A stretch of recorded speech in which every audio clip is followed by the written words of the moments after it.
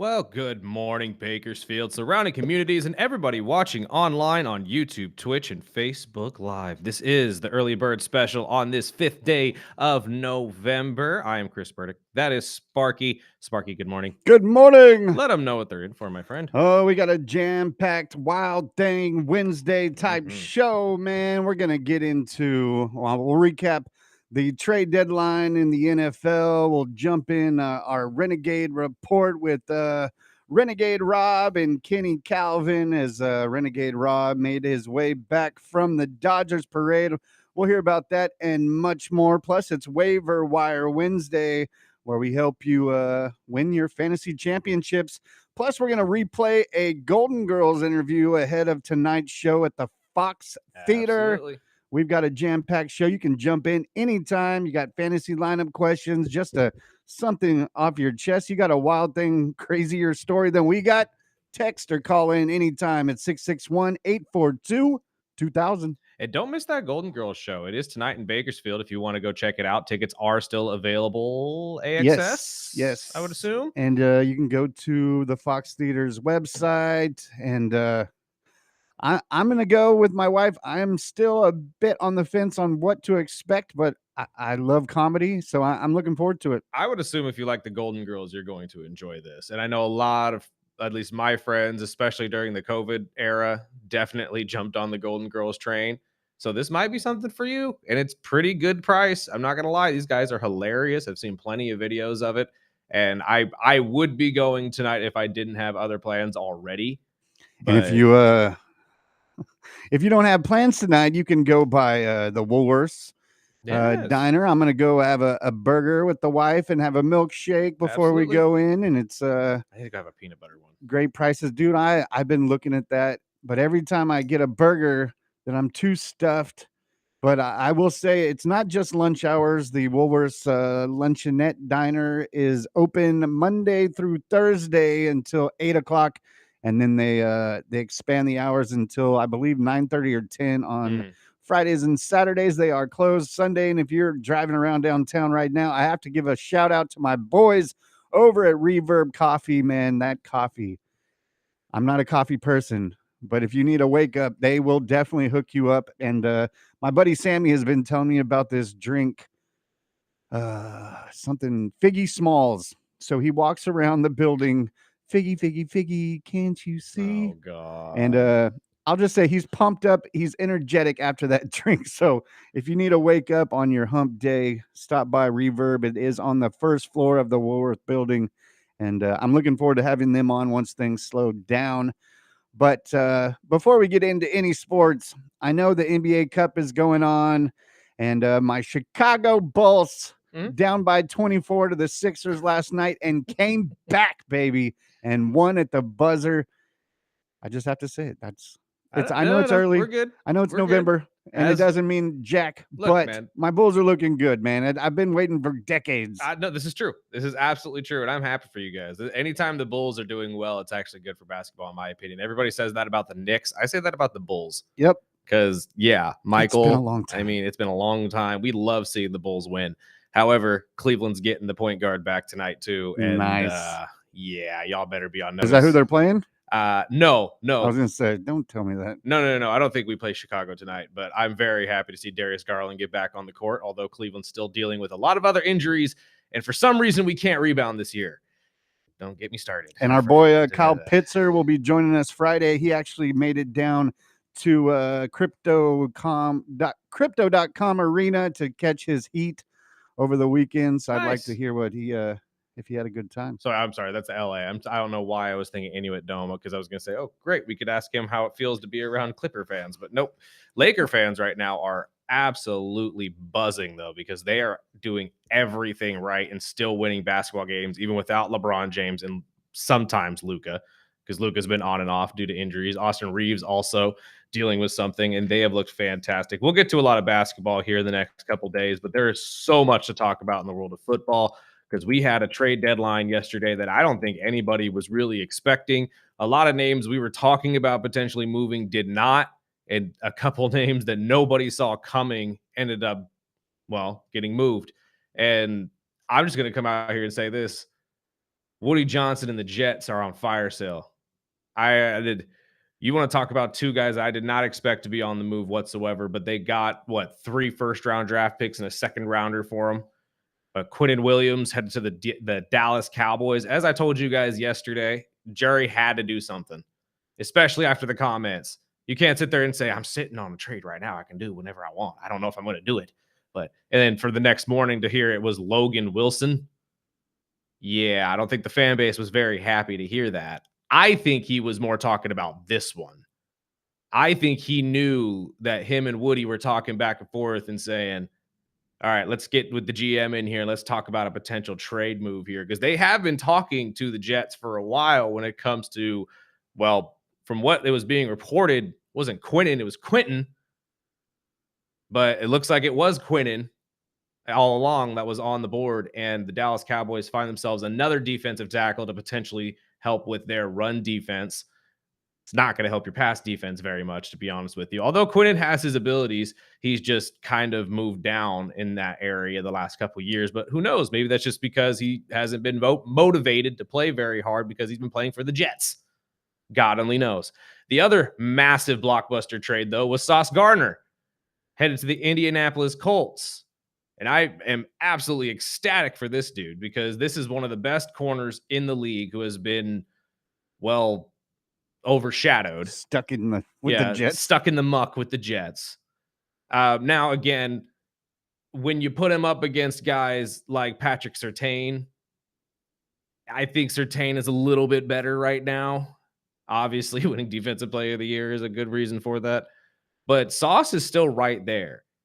And he could still potentially be probably up there with him and Stingley, because let's be honest, Houston's got a really good guy over there as well. But now for Sauce to go from a 1-win team to a 2-loss team, and this is honestly, I think the Irsay family saying, we're all in. We're doing this now. We'll give you 2 first-round draft picks. Why? Because essentially to us, those are second rounders. We're going to be down at the bottom of the first round. So I applaud both of these moves by Jerry and by the Irsay family, getting some big pieces over to their squads. And honestly, probably not the worst move for the Jets either, who will be very, very adamantly looking for pieces and a new quarterback, not only in next year's draft, but most likely the one after that as well, where they have now the first-round draft pick for the Dallas Cowboys. What are your thoughts, my bud? I like the pickup. I mean, obviously, being a Dolphin fan, Sauce being gone, I'm happy. But the Jets being the Jets, I mean, there's so much talk about, the Jets were active, which we expected. Mm-hmm. I didn't expect them to get rid of Sauce personally. No. I know they've been kind of I didn't expect them to get rid of either of these guys. Really. I've been, Quinnen too, but I've seen it over the years. I mean, they've been not only Sauce, but Garrett Wilson. They've both shown their unhappiness being with the Jets. Obviously, there was some talk about Garrett being traded. The Jets drew the line right there, said, nope, we're not getting rid of him. But they got quality value for a guy that has the upside to be one of the top 5 corners in the league for the future, for a while. And I think a good relation with the Colts will only benefit his career moving forward. If you see the Jets and the talent they've had over the last 5 to 7 years, ever since the Rex Ryan defense days, they've had plenty of talent, just not enough to go around these guys on either side of the football field. But I think it's a crucial pickup for the Colts. I think that is going to benefit them. And they've already said he's playing this weekend. Right. So, I mean, I like that pick. I like the Quinnen Williams. I think they got a great value for the trade for Quinnen, but there's still many players away from being a contender, I think, with Dallas. But there was also 3 or 4 guys that we had talked about for weeks, whether it was Trey Hendrickson, which didn't get traded. Nope. The supposedly the Patriots, we've talked about the Patriots and the Bills going after receivers. The Bills said they went hard for Chris Olave, but they wanted a better pick than the Bills were going to offer. The same thing with Denver. Supposedly they went hard with Jalen Waddle, and they were looking at a 4th rounder, and Miami's like, it's going to take a little bit more than that, as well as Bradley Chubb. So I'm glad to have at least Jalen Waddle still a chain with all the weeks and weeks. When you're a bad team, then you start getting in the rumor mill where they're going to get rid of all your favorite players. And I still have one Dolphin jersey that if player is still active with our team. So I'm happy for at least another 6 or 7 months. This is true. I think the more shock of the day were the names that didn't get moved. And I think The Kirk Cousins. the Kirk Cousins not being moved, Trey Hendrickson not being moved. I mean, Breece Hall, we're talking about the Jets. We've been hearing for weeks that Breece Hall was one of those guys that is heavily, heavily probably going to be considered to be moved by the Jets just because of his unhappiness. And they even reported that the Chiefs and the Jets were in deep conversations for Breece Hall being over to Kansas City, and they weren't going to move for a 4th rounder. No, and again, that's a ridiculous ask for a first-round running back. Yeah. But again, the entire day at least was just one of those wild days that I don't think anybody saw coming because the names that we thought were going to be moved didn't. I mean, even AJ Brown not being moved, and the GM for Philly came out and said it's hard to move away from a good player, and I get that. But when that good player has been complaining for the last couple of seasons about not getting the ball, I mean, eventually you're going to lose him, whether it's through a trade or through free agency, to be honest with you, because I don't know a lot of players that are going to continue to play on a team they're going to be complaining about every single week. But at the same time, I look at the guys like the Jets, who we could say, I mean, you heard me say it at the beginning of the show, fire sale. But at the same time, it's odd on what side of the ball they shipped all the players out of. With a defensive-minded head coach and Aaron Glenn, you would have assumed they would have kept Sauce and Quinnen and moved on from Justin, Breece, and Garrett. So I don't know exactly how these moves are going to benefit the Jets because now I would assume majority of those first-round draft picks are going to be used on defensive players and linemen. That's essentially what you would need the most of, especially if you decide to hold on to Breece Hall and Garrett Wilson. But I'm just very curious where all of this is headed for the Jets. Is just it's mind-boggling to me because, again, these are two names I did not expect to be moved at all. But that is the football way, I guess. Everybody's trying to buy in and make stuff happen. The Colts apparently have been working on this trade for Sauce Gardner for some time, and it worked out in their favor. Some other names that got moved, the Chargers acquiring an offensive lineman. Absolute solid offensive lineman for what they need with this tackle issues that they've been having. Both of their starting tackles out now. Well, Joe Alt for the rest of the year. I don't know if they get Slater back this year. It doesn't look like it. I didn't think so. I thought he was out the rest of the year, but I thought I had heard or read that there was a possibility that he could play if they get to the playoffs. But Trevor Penning headed over to the Chargers for a 6th round pick from the New Orleans Saints. I like 2027. Yeah, on top I like of that.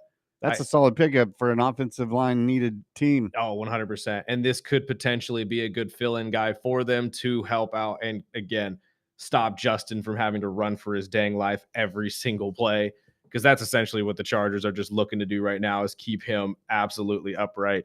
The other big names, I think the Bears picked up a defensive lineman and Joe Tyron. Oh, I'm not even going to try on that one.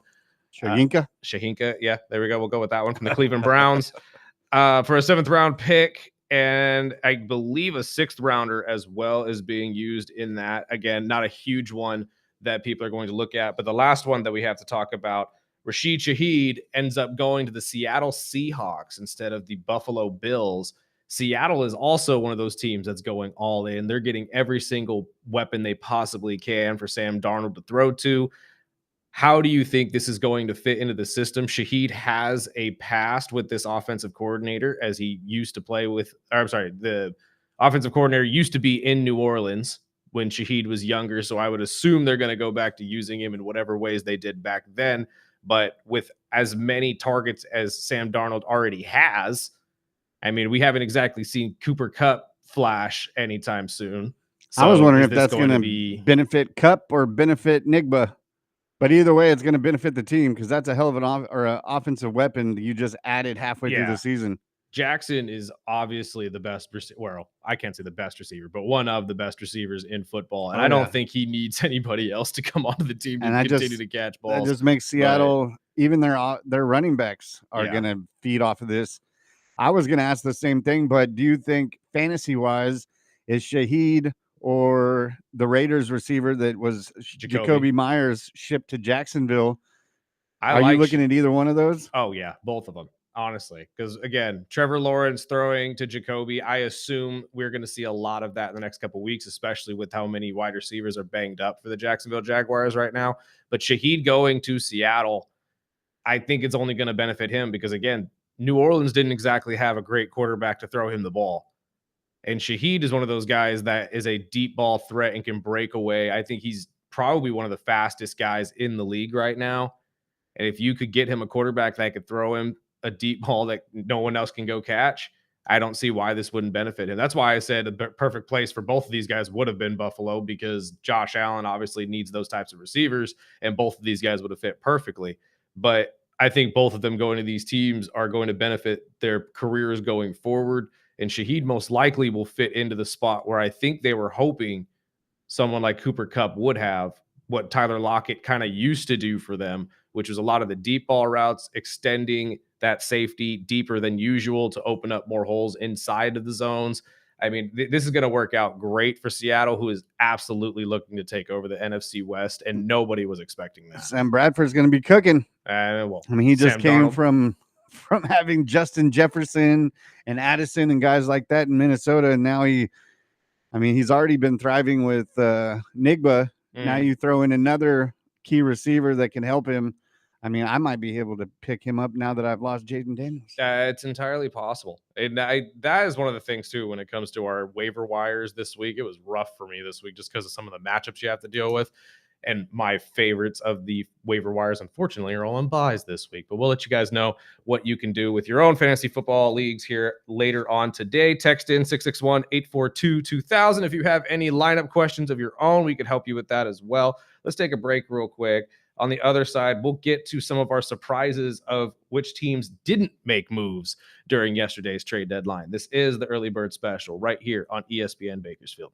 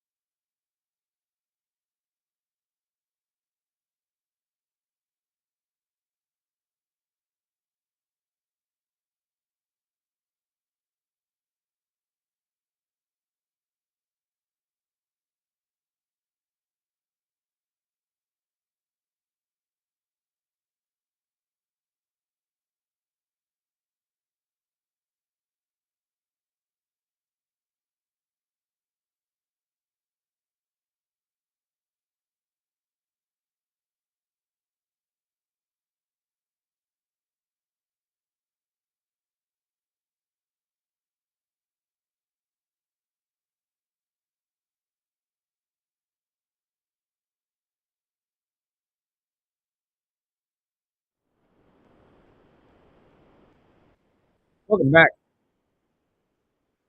Early bird special right here on ESPN Bakersfield.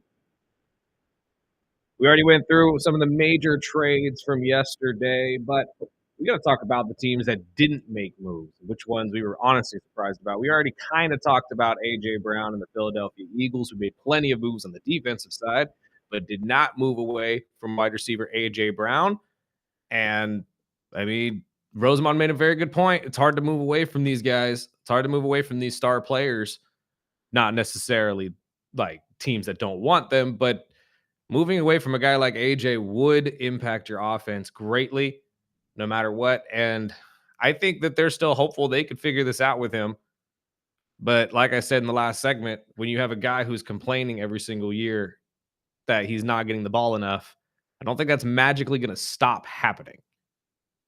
And I'm pretty sure teammates around him eventually are going to get fed up with that. But that's just my thoughts. Who's your biggest shock of the day yesterday, Spark, that didn't get moved? Really Buffalo. Yeah. Buffalo not adding another wide receiver to that core, I think is going to bite them in the ass in the end. I think with teams like New England and Denver and, even the Colts, making a move to bring in more help in the defensive side, I think, Buffalo is a player away, maybe two, and even one on the defense, I think. But I mean, it's going to be some big matchups going in with New England, Buffalo, on seeing if New England can hold on to this lead to take the division. Because if Buffalo has to travel to a team like Denver or, even the Colts, if they're at home, I just think I was really expecting the Bills to make a splash at receiver. I read the A.J. Browns. I read that, and I think Philly, in the Philly way, they added pieces to the defense, which they can actually put this defense back together. But I think A.J. Brown's probably playing his last season in Philly, personally. I would think the same thing. I mean, again, if you're not going to lose him in a trade, you're most likely going to lose him in free agency, because eventually he's just going to say, well, I had my fun here, I'm out. But again, I think my biggest shock was the Bengals. I mean, not moving off of Trey Hendrickson, not really making any splash in these trades at all when you're not that far out of the division at all. And to be honest with you, I know you had a rough loss against the Bears, but I think that some moves on the defensive side would have been pretty warranted at this point. Again, maybe it's just them not wanting to pay any of the defensive players, but I would assume that you would have wanted to at least get something for Trey Hendrickson at the very least before he ends up leaving, because he's another guy who most likely will not re-sign with this team next season. So I expected them to move off him and at least get a third or a fourth round draft pick for him and try to use that towards something later on. But that was my biggest shock. And I also thought New England was going to get some help in the backfield. That was what I was going to bring up as well. As I initially thought they were going to trade for a running back as well, but the only one that was really on the board was Breece Hall. And you know how I feel about interdivisional trades. They don't happen. So they're not going to get a fair shake at getting someone like Breece Hall at all. And I think once the whole Baltimore Ravens coming back situation started, I think all of the trade talk around Derrick Henry swiftly went away as well. But my biggest disappointment, as everybody already knows, why are we still holding on to him? Why? Someone over there got to explain to me why Kirk Cousins is still in an Atlanta Falcon uniform. Why? Why are we holding on to him? Was there no trade value? Is that what it was? I think that's what it is. Honestly. And if that is the case, you brought that upon yourselves. The fact he is still on the roster boggles my mind, but it is what it is. You have to live with I think it's the same thing as they've kind of dug themselves a hole and they have to play it out, and it's the same thing with Miami. It's probably going to be the breaking records of how much this Dolphin team is going to have to pay the guy.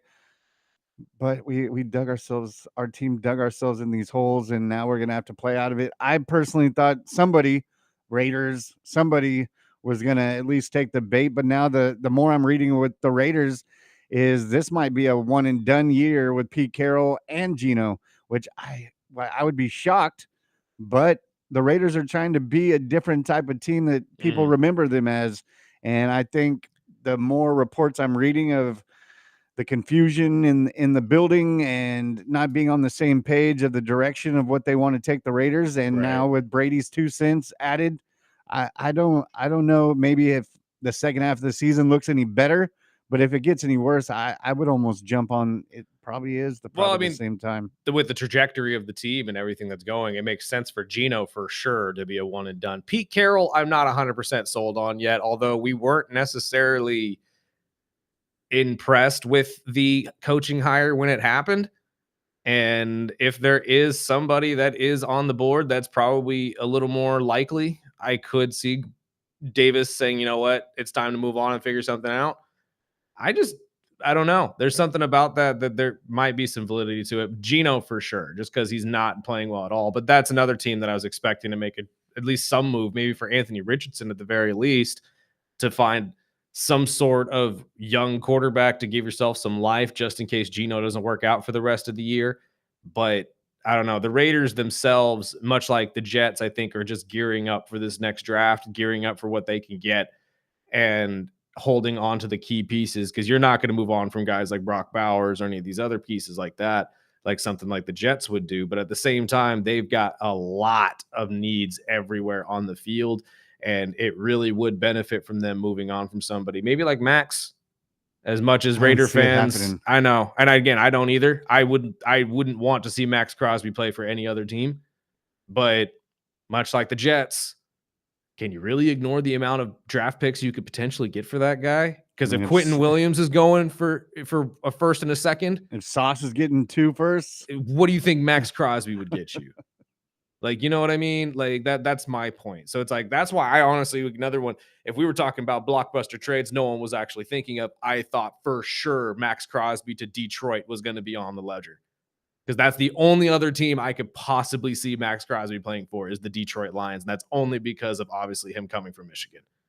But outside of that, like my biggest shock was more of the fact that we didn't see a lot of these guys that we expected moved, not moved. I mean, Kirk Cousins still being in Atlanta, Trey Hendrickson still being in Cincinnati. that one's wild. I mean, Brees Hall still in New York or New Jersey, I I think the guess. more I read with the Jets is Aaron Glenn, defensive mind. He wants to put his own stamp with the defense, and they keep going back. Well, he was in Detroit when they made the whole shuffle and made this team what they are now. I don't see it. It's Yeah, still but the he wasn't the Jets. one making the Exactly. decisions. You can tag him into any Lions conversation. We did that in the beginning of the season. And like you were saying a couple weeks ago, maybe it's not Aaron Glenn. Maybe it's just the Jets. Yeah, But I think this is the first time I've seen Woody Johnson do something positive for the future of the Jets. Usually he shoots himself in the foot. And I really thought, like you were saying, I thought they were going to trade the offensive weapons, not the defensive guys. I thought So for we'll see sure. what the difference is next year. I mean, maybe you're right. Maybe he just wants to use those pieces on a quarterback and nothing but defense. But we'll find out what happens with the Jets as time goes on. And hopefully the Jets just don't, throw it away like the Jets normally do. Let's take a break, though. On the other side, we got to talk BC football with our guys Kenny Calvin and Rob Chavez. A massive win for the Renegades once again. And plus, our guy Rob Chavez was at the LA Dodgers memorial ceremony thing, the little, A the parade. fun parade. So we'll see what he had to say about that as well. This is the early bird special right here on in ESPN Bakersfield.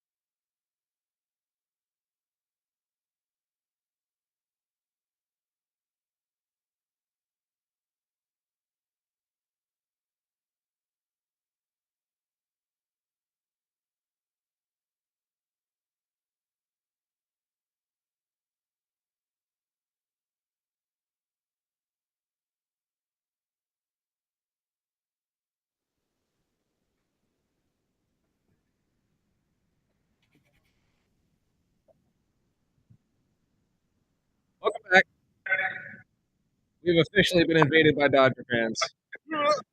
Oh Lord.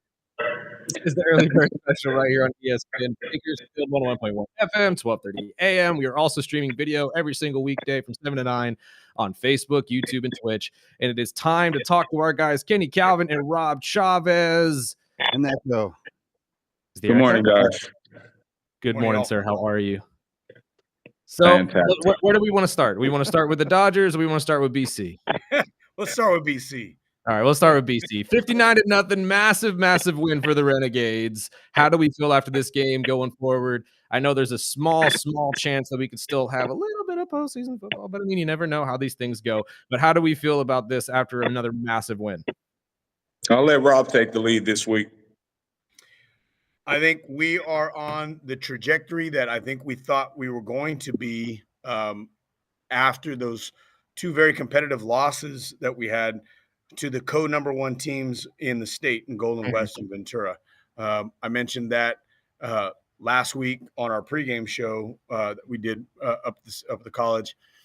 And, you know, when you look back and after the conversation I also had with Coach Thompson, he said, you know, the team that we've been looking for, it seemed as if, and he agreed with me, that one play at Pasadena, that opening kickoff, completely derailed everything. And they couldn't seem to find a way to get back to who they were. And the defense has always been there. But he kind of admitted to the fact that, yeah, he's like, you know, it can work some guys out on the defensive side when you have some lopsided losses and you're always out on the field because of untimely mistakes. So where we are right now is very confident, and it's a team that I think Kenny and I have known to be the Renegades this whole time. The team that should have been a little bit more competitive with Cerritos, that had an opportunity to put their foot on the throat of Pasadena, and we'd have another couple of wins and it'd look a little bit different. But it's not. So going into this week, you're going into a pretty wounded Canyons team who barely squeaked out wins against East LA and Pasadena, and then absolutely got throttled by Golden West. So there's definitely hope for this team, and I think they're going to finish out on a 3-game winning streak. I agree with you. I was going to bring up the defense because I'm a defensive-minded guy, and it was a consistent of 3-and-outs and turnovers. And I would slap myself if I didn't bring up that Odell Beckham one-handed interception that I know Kenny gets loud, but man, my ears are still ringing from that one. That was I'm getting you. It was a beautiful thing. Kenny, what do you think about this defense rolling right now? You know, it just goes to show what can happen when the other side of the ball isn't taking the air out of the balloon.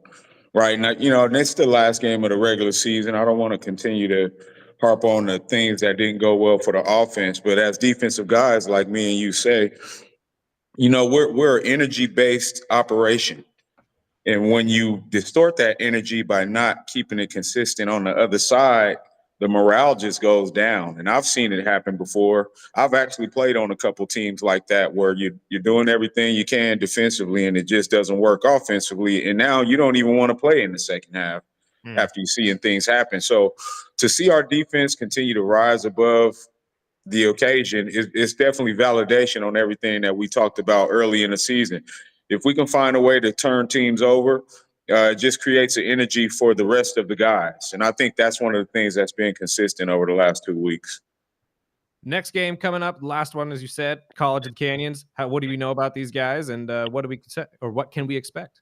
You know, one thing we do know is that they beat a Pasadena team that embarrassed us, right? So when you have a team like that, and this is something that I talked about on the air on the pregame show last week, at this point of the season, you got to throw all records out. You throw all stats out, right? Because you're not playing for anything other than pride. So you erase all of the stats and this guy went for this many yards and all of that with hopes that you can just find a way to finish strong. And like Rob said, if we can go out and finish the season with 3 wins in a row. I think that's a beautiful thing for Coach Thompson and the rest of his recruiting process over the spring, because we started the year off very well, 2 straight wins. We had high hopes. And then all of a sudden we dropped 5 straight and we're like, man, what's going on? But when you find a way to get 3 solid wins, three very solid wins, it does wonders for your future, especially for a young coaching staff and a recruiting process. Talk about that a little bit. How do you kind of sell that? Because like you guys said, the losses that we had this year were against the top teams in California.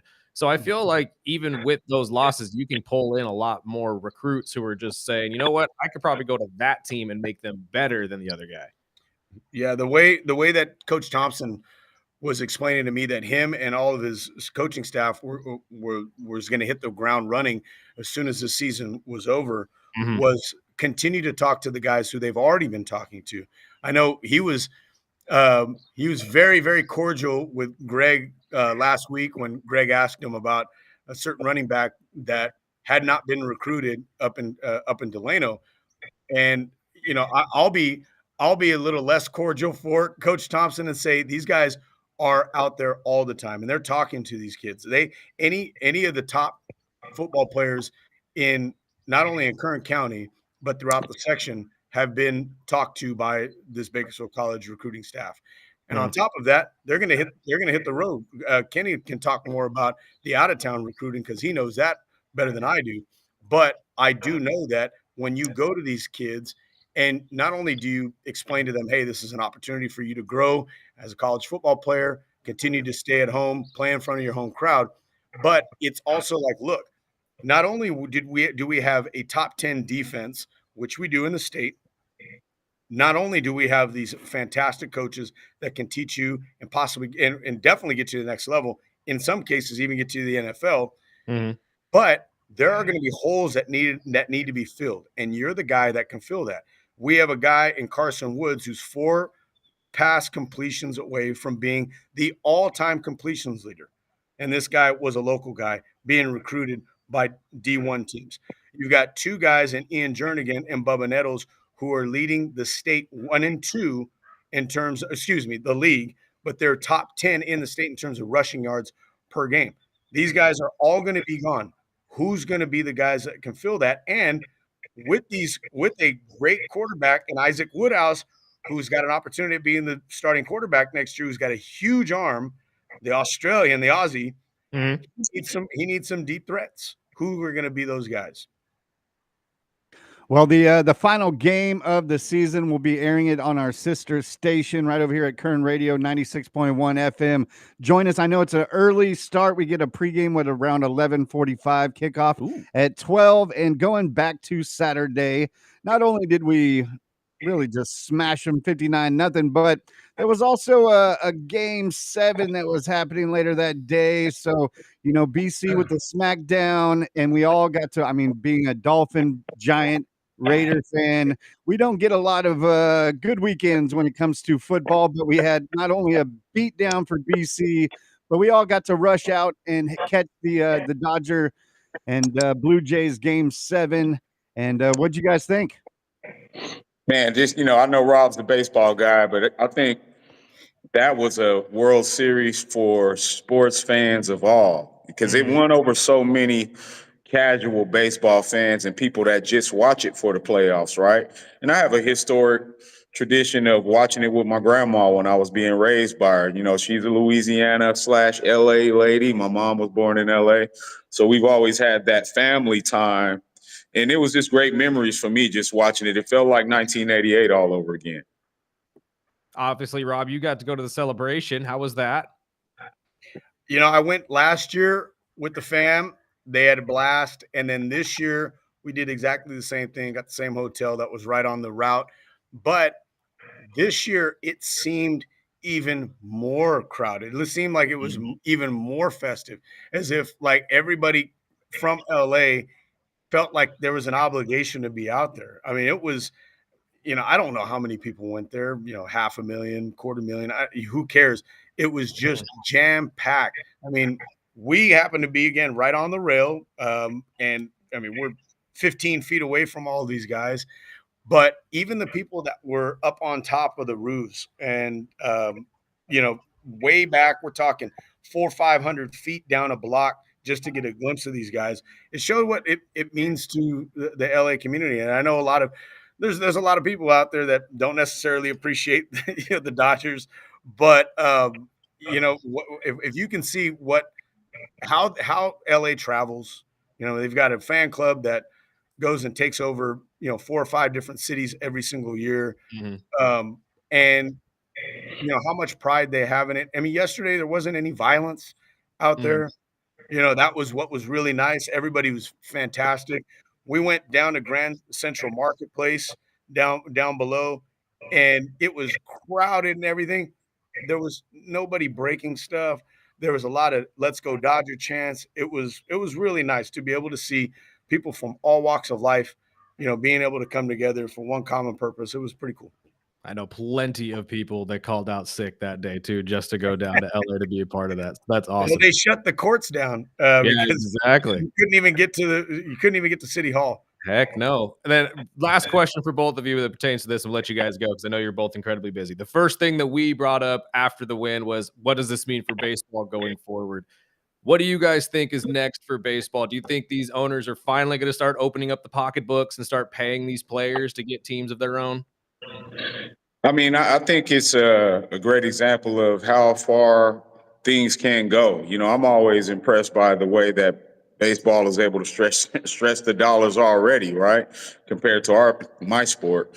But seeing the evolution of baseball and how it continues to drive the economy for us is a beautiful thing as well. Especially in times like now. We're so politically driven on what's happening with the world. It's great to see some of our sports organizations fill the gap by generating revenue for the country and the regions that they serve. So that's the way I look at it. I think it's an amazing opportunity for the country as a whole to use sports as a vehicle when politics aren't working. That's true. Right. It's absolutely true. Right. And I think that more than anything, you said it about opening up the pocketbooks. It could be one or two things. I mean, there's the collective bargaining agreement ends at the end of next season. And if they can't if owners are going to be pushed towards trying to have some sort of a soft salary cap, where the players are going to go. Yeah. And if owners aren't willing to pony up the money like the Dodgers do and like the Mets do and the Yankees and the Cubs, then there's going to be some issues. But I listened to a lot of different breakdowns from not just the LA market, but writers and commentators from all over the country that criticize 25 other owners who make a lot of money but don't spend it, and Right. they're really cheating their regions. I mean, take for example Cincinnati. They're a incredibly historic franchise. They made the playoffs this year, but you could see the huge gap between the Dodgers and the Reds in that Mhm. first series, and the Reds made about $50 million less in revenue than the Dodgers did after the Dodgers paid things out. So Mhm. profit, I should say.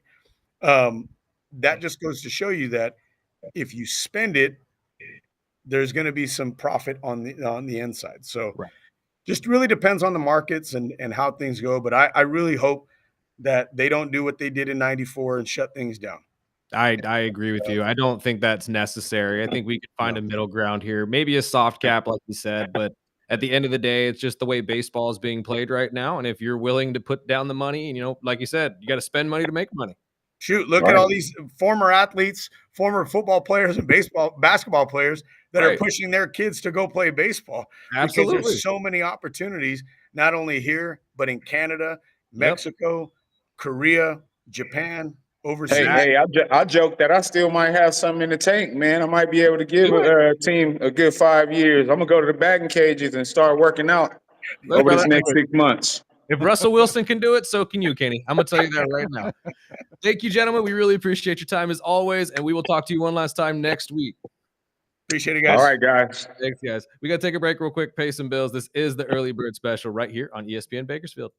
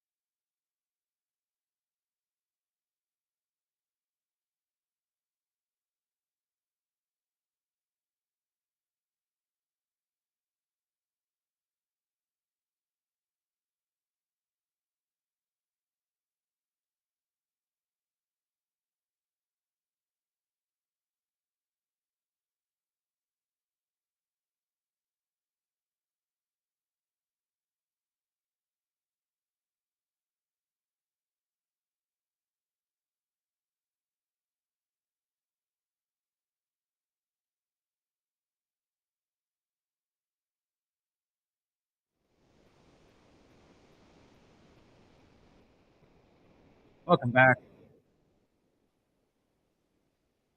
This is the Early Bird Special right here on ESPN Bakersfield, 101.1 FM, 12:30 a.m.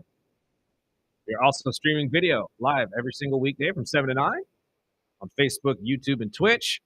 You can go back and watch all of our old episodes as well on our YouTube channel. Just look up the Early Bird Special, like, share, subscribe, all that type of good stuff.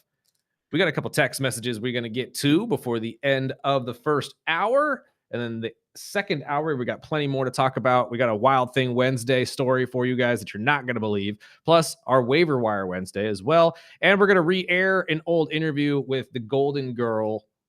Oh, Lord. Blanche. Well, it is Blanche, but I'm drawing a blank on his name, and I apologize for that. I'll look it up during the break here.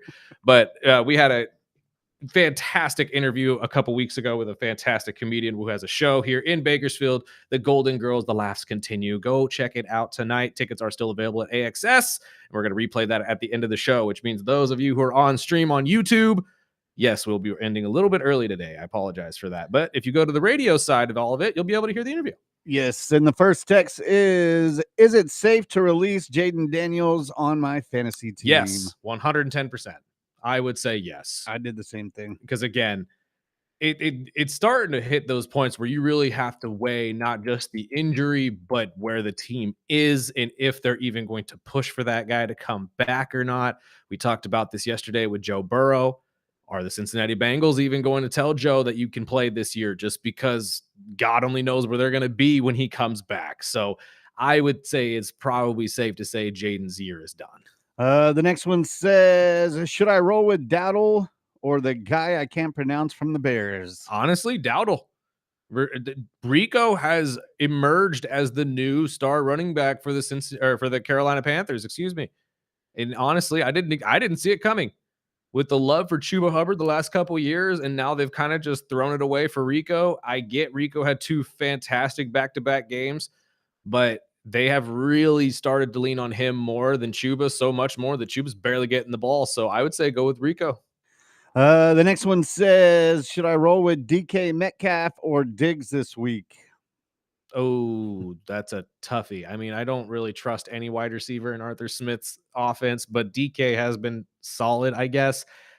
I'd probably go with Diggs, though, to be honest with you. New England's playing what, Denver? Yeah. No, Tampa. Tampa, yeah, Tampa this week. And New England has been on fire. Drake May has been able to get it to every single receiver. So I think it's, and I'm not probably sure a if safer Boutte is bet. playing. Yeah, so I think it's a safer bet going with Stephon this week just because of his just athletic ability and his explosiveness. And the last one, and you can always call or text in 661-842-2000, but it says, have you guys been watching the Welcome to Dairy show? Fantastic. Just was wondering if you guys still talked entertainment. I love that show. Oh, we still do when we can, but football is so gosh dang busy that it takes up all the extra time that we have to talk about entertainment most of the time. But yes, both of us are watching that show, and it's fantastic. I'm about halfway through this most recent. Is there a new one Friday? Yes, as far as I know. At least I hope so. I hope they come out weekly.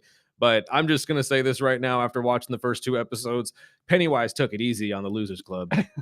Pennywise took it way easy on the Losers Club. If all they had to deal with was a giant lumberjack, okay, I'll take that any day of the freaking week compared to what we saw in episodes 1 and 2. And I mean, episode 2 was I haven't finished it. wow. I'm about halfway through. We're falling out on the couch. So I was gonna say, did you get to the scene? The one Hop was talking about? Yes. Yeah. Wow. It was a bit creepy while eating Chipotle. I don't even know if I can talk about it on the radio. I don't think we can. I think that's how bad it is. So go watch it for yourself. Welcome to Dairy, HBO Max. We got to take a break. On the other side, we will get to our Wild Thing Wednesday and our Waiver Wire Wednesday.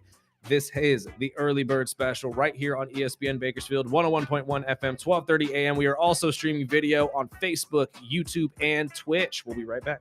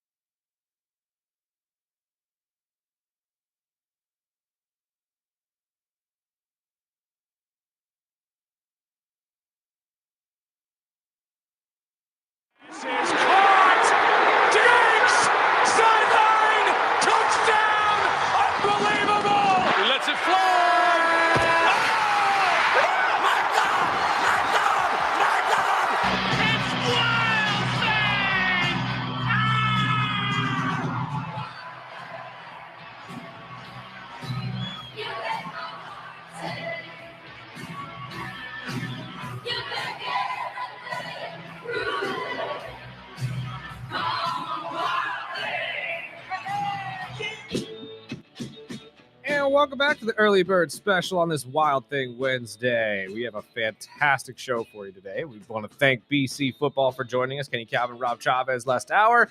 But we had a story break yesterday that we could not ignore. And we had to revive Wild Thing Wednesday for this because Tom Brady is back in the news for another odd reason. And every time these stories come out about Tom, it's always the wildest things. I mean, again, he is an interesting man. Whether he is the most interesting man in the world yet, the jury's still out. He's up there. He's up there. But this man has now come out and claimed that his current dog is a clone of his previous dog, Lua. Apparently, and I'm reading this from ESPN, not directly, but paraphrasing. Tom Brady came out yesterday claiming that his dog right now, who I believe's name is Junie, is a clone of the previous dog that the family had named Lua, who died. The announcement of Colossal Biosciences, I believe, is the name of the company, who venture capital backed biotech startup, or it's a venture capital backed biotech startup, says ESPN, made with an acquisition of another animal cloning firm, Vigen Pets and Equine. I don't know exactly how to pronounce that. I apologize. Regardless, it basically what this was is they went in and took a sample of his old dog and apparently cloned it. I don't know exactly what this means for the world of science going forward, but if we're cloning dogs, I can only imagine what's coming next, right? I mean, that's just my personal thought. Or is it already here? Is it already here? I mean, if Brady is the who's to say Brady isn't a clone himself? Right? I was going to say. I wonder why he played so long. Maybe it was really 4 different Bradys. And now I really just want to be frozen. Well, I've been saying it for years. If it was going to be before I passed, I have a buddy in Arizona that worked for the company that actually is working on freezing bodies. But cloning, that's a whole different world. So this is a pit bull mix from what I'm understanding. And Colossal actually uses genetic engineering and cloning with the goal of reviving extinct species. Okay. There are movies warning us of this, right? I mean, Jurassic Park. Let's not bring back dinosaurs. I know exactly where this is headed. No, we do not need a T-Rex running around Manhattan. Let's not go that far. I am all for everybody if this is something that's going to be going forward. I don't know exactly the ins and outs of how deep this goes. All I know is that this is a experimental thing that Tom kind of just jumped into with Giselle, and they were able to apparently clone their dog, and that is what they live with now, is a clone of the dog from before. If we're headed towards dinosaurs, though, I'm concerned. I'm very much concerned. And if all of this started with Tom Brady's dog, are we serious? Tom Brady is patient zero? Oh God. Let's talk about something a little more interesting though as well. The Waymo? Yeah, I mean, I didn't want to bring that up, but I mean, y'all need to let that go. It's a self-driving car. Okay, yeah, we're gonna leave it at people that. are gonna freak out about it, but yeah, there was a Waymo car that ran over a cat in San Francisco, and people are losing their minds. Look, it's a cat. Like, there was another one last week, the self-driving car that ran into a Dunkin' Donuts, and I was that's more concerning to me. If your self-driving car is driving into buildings, that's a big concern. But driving over a cat, I mean, all I remember, I was just telling Dawson in there earlier, like, all I'm thinking of is that episode of Family Guy when Brian gets hit by the car and he freaks out. And everybody, and like nobody cares, right? Because they're all like, "Dude, you're a dog. This happens every day." Like, are we really gonna make that a thing? Are we gonna go after Waymo because they're the headlines? It's the beloved cat of San Francisco and beloved cat of San Francisco. That is the headline. Shut. Okay, wait. Is this like a celebrity cat that I'm unaware of? Like, does San Francisco have like a hierarchy of kittens? Yep. Like, what is that? But again, yeah, I'm gonna be on the side of it's a cat. It's a cat. Are we seriously freaking out over a cat? But nobody freaked out over the fact that it ran into a building. Yeah. Like, A donut shop on top of it. oh, that was just a mistake. Obviously, the donut shop needed a hole in it. I don't. What do we? God, this world is so. I'll be more worried when the sometimes. Waymos start targeting people, not just Right. running over cats. Like that. Oh God, what's that scene of that? Or what's that movie with the scene of the Teslas all driving into each other at high speeds? It's that one with Ethan Hawke yes. where the world ended or something of that nature. That was a great movie too. Yeah, that concerns me. Like if I'm in a self-driving car and it starts taking off on its own and I can't stop it going 90 miles an hour, ain't no way for me to get out of this thing. Yeah, that's concerning. But I'm not concerned about your car running over a cat. I just watched a horror movie where the guy gets stuck in an electric car, and Anthony Hopkins' voice starts driving. I and haven't seen that. telling him but all. I think it's called Lock. yeah, I've heard And that. it was a trippy movie too, but it's the world we live in. You I mean, guys asked again, for it. This is true. I was also reading while I was prepping this morning. That was I'm one of the people with AI. If I use Chat GPT or any of these AI, I always say thank you and please. And my mom raised me You say right. please to an AI. I'm nice, and I just Pretty say sure thank Jarvis you and isn't gonna- appreciate it. But yeah, there was a report from ABC News this morning that said they actually enjoy being talked rudely. They will address answers and questions better if you talk to them rudely. It's like, what? Do we not? They want learn? us to be rude to them. Look, I know making comparisons to movies is wild. I realize this. But do we not see that and immediately say, man, maybe we should take this into consideration? Maybe we shouldn't be mean. Maybe we shouldn't be that guy. Because I've played many video games and I've seen many a movie where it started with humanity mistreat robot rebel, robot take over humanity no longer a thing. Like, it's the story. what is happening? So now we're telling everybody, oh, be rude to your chat GPT. They like that. That's not going to end well. That is not going to end well at all. All that's going to say is now humans are, because again, we have to remember, AIs are constantly adaptively learning. And if they automatically learn that nothing but hatred comes out of humans, that's all it's going to spew back. So yeah, can we not learn? We should have learned. Oh my God. But that's what it says. I was like, I'm not going to do it. This is just say thank you want to talk about a Wild Thing Wednesday situation. We're already talking about dinosaurs being resurrected. Now we're thinking Terminator's on the way too. Are we going to get a clash of this? It's going to circle around. It all started with Brady's puppy. Robots versus dinosaurs. Oh my. That would be the greatest WWE PLE of all time. Oh my God. We're on the way. I could totally see it too. Real quick, before we get to our break and get to our waiver wire Wednesday, help you guys out in that area too. This has been a topic of conversation that's been coming up around the last couple days because of what happened over the weekend. Actually, I think it started last week too, with the college football being shut off on YouTube. YouTube TV and subscribers are very much up in arms because they weren't able to watch Monday Night Football, the Dallas Cowboys against the Cardinals, and most of College Game Day as well, because ESPN is shutting down all access to their product on YouTube TV unless you have ESPN Plus. And I turned on Monday Night Football and it was showing the Falcons and Patriots. Yep. I was like, yep. Wait, this already happened. Yep. Luckily, I have the ESPN app and I turned it on, but I was like, what? Oh, okay. Basically, ESPN and Disney are stepping away for now.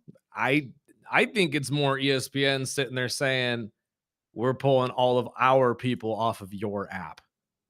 Because when you look at the amount of money that some of these guys charge for some of their services, including YouTube TV, which is the most expensive one out of all of them, I'm pretty sure Disney and ESPN aren't going to just sit there and look at that and say, but we don't get any of that because they don't subscribe to ESPN. So they're making money off of us? Yeah. No. I no. mean, we saw the same thing for years. If you're a DirecTV subscriber, I mean, there was several times where ESPN would pull their games. Yep. I'm like, what the hell am I paying for? Exactly. And it's like, well, this is what we're headed towards, though. You're going to have to get it from the source now with all these streaming services. And again, it's another thing that people have been warning about for the last couple of years. We essentially just took the cable box and broke it up into 13 different things. And now you have to pay for 13 different packages rather than one. And it's not going to be cheaper for you. At first it was, but now with all of them cracking down on passwords and stuff like that, you can't even watch your mom's Netflix anymore from your house because it says, hey, it's the wrong IP address. Raising prices on all of them. Yep. We are like everybody talking about the issues that we're seeing in the NCAA with money. Just wait when it hits your door. And I don't mean the NCAA is coming for you. I mean the streaming services that are on your television are. You're going to be paying just as much for a ticket to a college football game to watch it on television. Like, that's going to be crazy to think about here in the next couple of years, but that's where we're headed. And this is the first step because ESPN is absolutely legally able to do this. They could look at YouTube TV and say, we're pulling, period. You can't play ESPN or any of our games at all whatsoever. And you know how much that'll hurt YouTube TV? Because most of the people I know that have YouTube TV solely for sports. Yep. That's the Same whole here. point, is because you get live television and almost every sporting event that you could possibly think of is right there on YouTube TV. So with ESPN pulling it and you're getting nothing but frustrated YouTube subscribers, I would not be surprised to hear next week that YouTube's just subscriber base in general, just because, like Sparky said earlier, why are you paying all this dang money if you're not going to get what the heck you're paying for? And they offered a $20 coupon. I was like, I don't need that. Yeah, great. I 20 want bucks. my games. $20 off of what, $150 fee to pay for that monthly? Hard pass. Hard pass. But again, it's ESPN, it's Disney. We should all just be used to this by now. And they deserve their money just as much as YouTube does. Hopefully, everybody is able to come to a consensus. We can all get this back together and everybody can work together to figure out a easy way for everybody to be able to consume sports on all platforms. But as of right now, I'm not sure exactly when this is going to be fixed because it doesn't seem like it's going to be fixed overnight. Yeah, it says they're And far, far apart. with college football playoff coming up, which we'll get to that after the break too, because the first rankings have been released. So we know at least the first grouping of teams that have been, thought of for being in the playoffs. That's coming up. Obviously, the NFL headed into halfway into the playoff.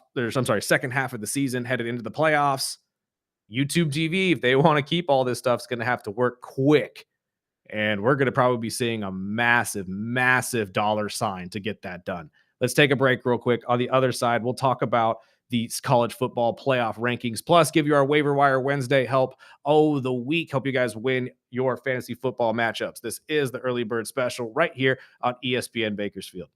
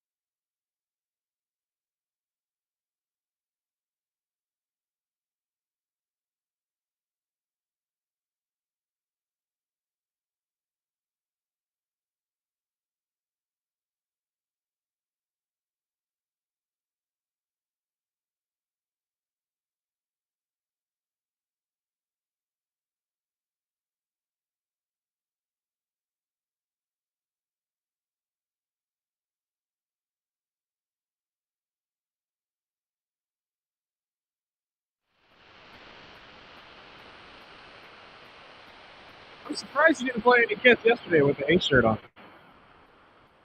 Honestly. But it is what it is. I will never say no. Honestly, This is the Early Bird Special right here on ESPN Bakersfield, 101.1 FM, 1230 AM. I know we got a caller on the line. We will get to you very soon, I promise. But we got to get to our waiver wire Wednesday quickly first. Help you guys win your fantasy football leagues. And then again, we'll be re-airing our interview with the Golden Girl, Blanche, on the other side of the 8:30 hour. They have a show tonight. So if you are in the Bakersfield area and you're looking for something to do, check it out. The Golden Girls, The Last Continue. It's a group of fantastic comedians that have kept the Golden Girl name on, and they'll be live from the Fox Theater. our boy Anthony, local comedian, will join us tomorrow, as well as Bolt Brady to make you some money. But I'll kick off the waiver wire for week 10. My quarterback this week is JJ McCarthy. I am struggling at quarterback right now with a bye and losing Jaden in my other league. And I know on paper he's playing the Ravens this week. Not sold on the matchup, but won't be his first start against a tough defense. And I'm going with JJ. I like JJ. I almost put JJ down as mine as well, but I don't know. The matchup against Baltimore, and with Baltimore with a head full of steam trying to get back into things, I just didn't think this would be a great week for him to pick up. And honestly, Jacoby Brissett, another guy I looked at, but that didn't have a great matchup coming into this week. I don't like who I have for you. I apologize, but the best option I have for you would be Bryce Young. 5% What? rostered. Yeah. What? Again, I don't like this choice, but he's going against the Saints. The Saints are a notoriously weak defense. He could get you at least 20 points against them, and that's probably a solid pickup. But after this week, you go pick up Joe Flacco. That is the guy I wanted to put down, but unfortunately, Cincinnati is on a bye week this week, and I couldn't. But Joe Flacco has been silently tearing it up in fantasy football since the trade to Cincinnati. So for this week, go pick up Bryce Young if you absolutely need to. But immediately after this game, you drop him and you go pick up Joe Flacco, because that is the guy you really should be picking up this week. With the running back, I mean, there is very, very few running backs to pick up. In half the leagues he's picked up, but I picked him up last week and he blew up. But I'm going with Kyle Monangai from Chicago. If he's still available, snag him. I know Swift is questionable to play, so I would expect him, even if Swift plays, to feed Kyle more.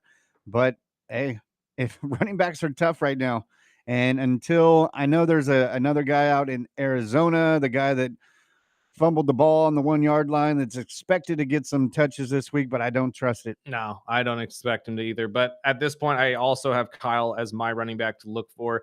A fantastic game against the Cincinnati Bengals, 26 carries, 176 yards on the ground, 3 catches for 22 yards in the air as well.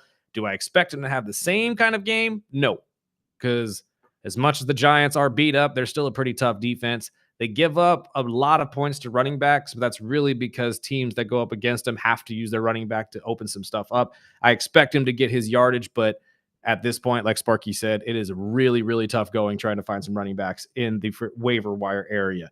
I'll move over to wide receiver. My number one choice this week is Parker Washington from Jacksonville. With the addition of Jacoby Myers to Jacksonville, this is going to take a lot of attention away from Parker and allow him to get some open looks a little bit more in the offense. And he has had a steady amount of targets, 19 targets in the last 2 weeks for 12 catches, 142 yards.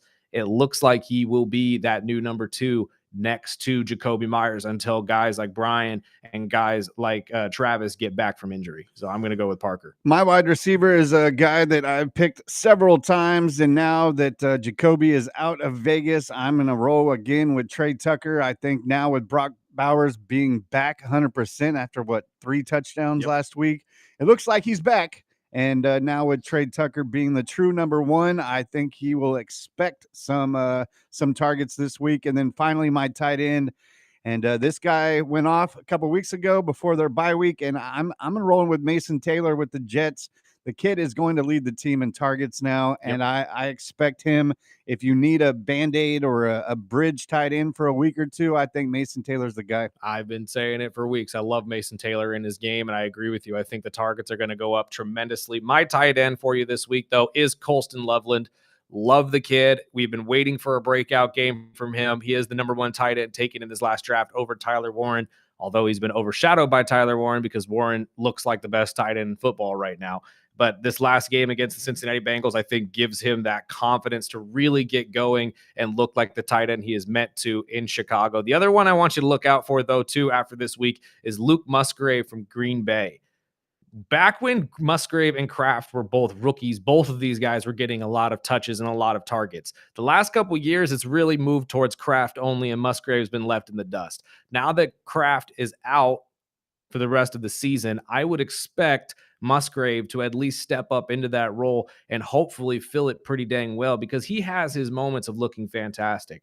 And I think that Green Bay really desperately needs him to actually be that guy, because Kraft was their top target.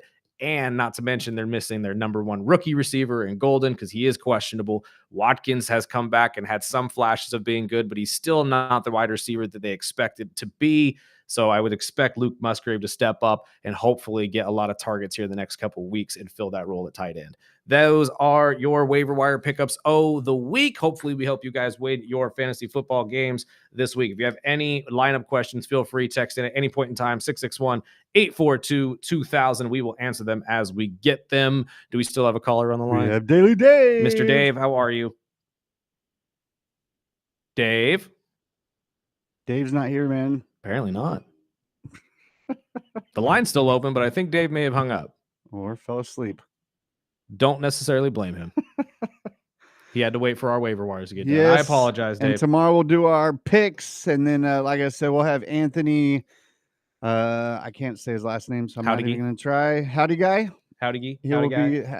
Howdy Gee will be here at 8 tomorrow, followed by Mr. Bolt Brady from Bolt Brady and Bro, joining us at 8:30. And I want to see what he thinks with these with the not only the Jets, but if these trades really help shake up any betting odds. I feel like they would, especially for the Jets, because you lose two key defensive players like that, and the over-unders must shift like a mofo, or at least the favoritism and all that type of stuff. So I would assume the Jets at least lost 2 to 3 points just solely because of those trades yesterday. Real quick, before we get to our break and then get to the second half of the hour, there's a couple stories that we can shout out here that I wanted to talk about, because we've talked about this a little bit in the last couple of weeks, but the Georgia sheriff, or a Georgia sheriff, I apologize, has come out and said that they are doing everything possible to find Shaquille O'Neal's stolen SUV. They've even gone to search warrants, and they're pulling out all the stops to figure out where this went. If you missed it, or if you have no idea what we're talking about, Shaq had a personalized Range Rover made that was supposed to be dropped off to him at some point. What was it, about a month ago or something like that? And it was sent to a shop to get worked on. It was supposed to be driven to him so he could take it to, I believe it was the opening of the NBA on ESPN or something of that nature. Yeah. And it never showed up. The car never got to him. He called up the shop, said, "Hey, what the heck? What's going on? Where's my car? $150,000 SUV." And they have no clue where it went. I'm seeing here it was valued at over $180,000. And again, this isn't a traditional Range Rover, even though Range Rovers themselves are expensive as hell. But this is a customized Range Rover to fit Shaq. So everything is obviously bigger. I would assume they took this thing into a chop shop and it swiftly was it swiftly disappeared, as it were. I hope they could figure out whatever happened to this car, but unfortunately for Shaq, I'm not sure if he's actually going to see this thing again. No, and I'm glad you brought up Shaq, because not only did LSU make their interim athletic director a full-time athletic director yesterday, but Shaq came out and said, with the whole talk with LSU and their head coaching search, he's the one that started the old rumor. He said he heard from the grapevine that LSU is actually, in fact, talking to Nick Saban to be their next head coach. He said he believes it, he's held it, and he's heard the conversations from a solid friend. And immediately the new athletic director says there is no way Nick Saban is coming back to coach. I was just about to say, I'm going to look right here in this camera. You can hear me right now. Nick Saban ain't coming out of retirement, my guy. I'm sorry. I know everybody is going to be asking that question from here until kingdom come. but Nick is retired. He said many a time on McAfee he wants to stay retired. And just because his wife says, I haven't heard a number, does not necessarily mean that they are entertaining offers. And dude, That just means Nick hasn't told her if he's gotten calls or not. the video going around with Nick Saban celebrating his birthday and his wife bringing Loved him that. the cake. And Loved she's like, that. sit up, He sit said, up. yoink. I'm like, dude, he is retired and he is living it up. Yeah, no, that man is He's going in to be his watching recliner. and talking about football for the rest of his days. He's in his 70s. He's fine. Like, if he chooses to come back to football, I will gladly accept it and I will gladly welcome him back with open arms. But Not no, me. I highly doubt Nick Saban comes out of retirement. And you're absolutely right. Watching that video, first off, you know exactly who runs the house. And it is Miss Terry, 110%. Miss Terry runs that house. But if you're also Shut up. watching, Shut up. I love that video for a sole reason, though, because it looked like I was like watching a video of my grandpa or my like just watching football. That man was just watching football. He didn't care the cake was in front of him with candles. You could see he's not even looking at it. He's just staring off into at that television, watching the Buffalo Bills and the Kansas City Chiefs. But again, I think everybody's going to be rumoring that Nick Saban is up for every job, much like we hear Lane Kiffin is up for every job. You would like for that to be the case. But at the end of the day, we have to be realistic about this. I doubt that this 70-year-old man is going to just turn around and say, you know what? I want to handle NIL. I want to handle this brand new breed of athlete that isn't there to develop themselves or become a good football player, but they're there to make as much money as humanly possible. So I don't think Nick Saban is going to want to have anything to do with any of that, but that's just my personal opinion. And I don't know the guy personally, but that's just what I have gathered from all of the interviews and all of the things that I have seen about the guy. I'm pretty sure he is happily, Yeah. The way he went out, retired. why would he even mess with that or tarnish his Exactly. history? He's But- already the GOAT. What does he have to prove? Right. And I mean, I thought the same thing about Belichick. I mean, why would he go to a college? But and see, and coaching? that's the It's other the side of the itch. coin. It's the itch. That's the other side of the coin, and you're absolutely right. These guys are competitors and they want to be there. But there's something about that I'm just like, no, I can't see Nick Saban coming back. Because again, he's done everything. He's literally the greatest coach of all time. And there's not going to be a coach coming into college football to take that over from him or take that title from him for the next 2 to 3 decades. I can promise that. We're going to be talking about Nick Saban as the greatest college coach of all time, much like Michael Jordan is the greatest basketball player of all time. That is how serious people are about that. And it's just, I don't think he needs to come back to prove that to anybody. I really don't. Let's take a break real quick. Before we get to our interview with our Golden Girl, I have one more story that we have to get to for you golf lovers out there. It looks like Live Golf will be moving to a 72-hole tournament starting in 2026. And we'll explain why that's a big deal right after the break. This is the Early Bird Special right here on ESPN Bakersfield.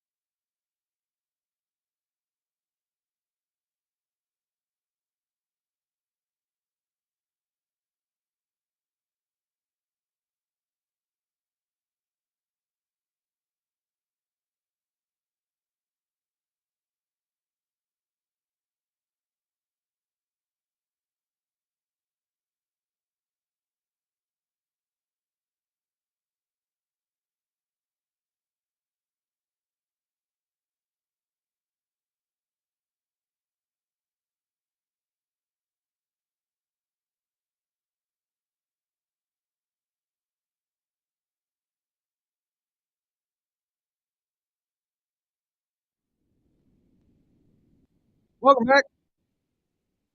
Got a couple minutes before we re-air our interview with Vince Kelly of the Golden Girls. The laughs continue. Go check out the show tonight. It'll be live from Fox. Tickets are available on AXS.com. Real quick, I know we got a couple text messages we got to get to, but we didn't talk about this yet, and I did tease it through the show. But the college football playoff rankings, the first ones have been released. Ohio State, Indiana, Texas A&M, and Alabama currently sit at the 1 through 4 positions. We'll get the buys. Georgia at the 5. It looks like, give me one second, I have to make sure my notes are correct. They are. So we got Georgia at the 5, Ole Miss at 6, BYU at 7, Texas Tech at 8, with Oregon at 9. And then there would be Notre Dame at 10, Virginia at 11, and then the number 12 spot will be held by the Memphis Tigers, the number 1 team outside of the Power 5 rankings, which again, I find kind of ridiculous because when you look at the entire college football rankings right now, or at least what were released yesterday, Memphis ain't even on it. That's the top 25 teams, and Memphis ain't even on it. I get what we're trying to do here with college football. I really do. You want to make it easy for everybody and even, but come on now. Let's be fair here. There are teams that deserve it a little bit more than the Memphis Tigers, in my opinion. But that is just the first rankings. They will be moving as the season progresses, and we will be seeing some movement here, hopefully within the next week or two, because a lot of these teams play each other here in the next couple of weeks, especially with conference championships games coming up. And there's a lot of other teams like Vanderbilt, Utah, USC, all these guys that are outside looking in that are hoping they can make one final push to get into the playoff. But we got a couple text messages let's get to before we get out of here. We do. It says if you have the ESPN Plus app through the Disney bundle, you weren't able to watch Monday Night Football either. Really? I ended up watching the Oilers game Monday night. Yeah, I had to. I was unaware of that.